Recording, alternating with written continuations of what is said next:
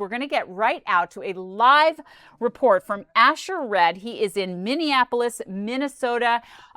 Fox correspondent extraordinaire. I just promoted you, and you should get some more money. Before we start talking about Minneapolis and what's been going on there, how cold is it where you are? Are you freezing?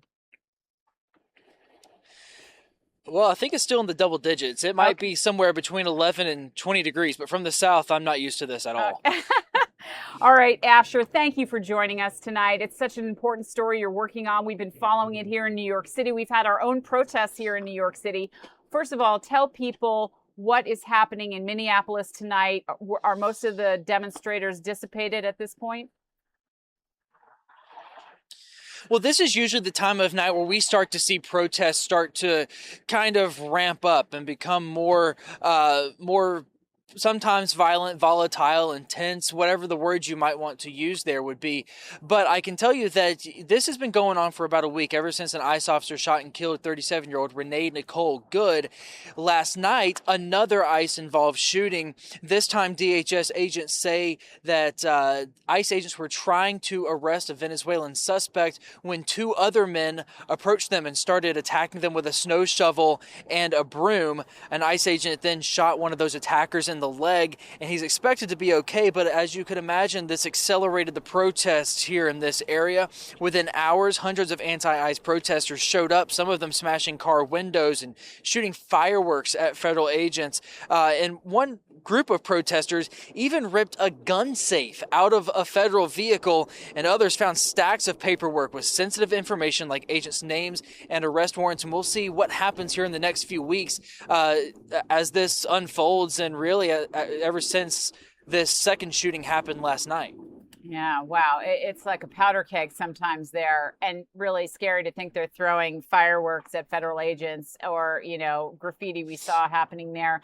So earlier today, we heard from Homeland Security Secretary Kristi Noem, and she obviously doubled down backing the ICE agents, saying, as she has all along in all of these incidents, that they were in the right.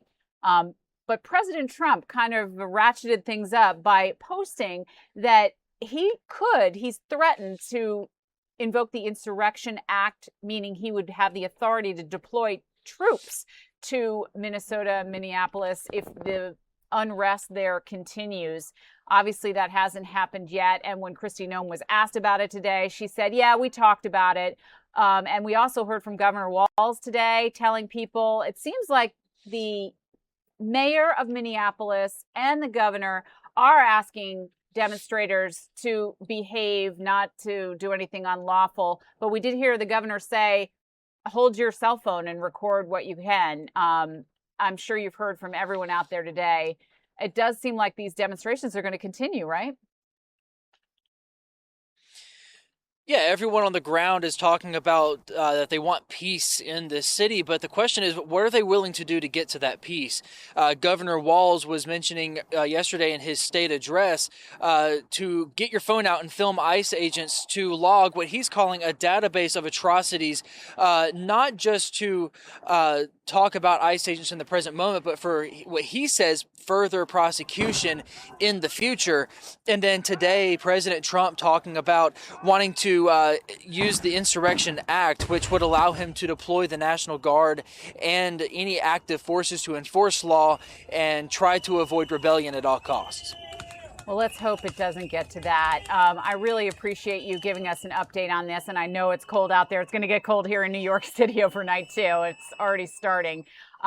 Let us know. Keep us posted on what's happening. And we'll be monitoring. We've got the screen up here tonight, too, of what's happening live in Minneapolis. So we'll be watching it as well. And be sure to keep us up to date.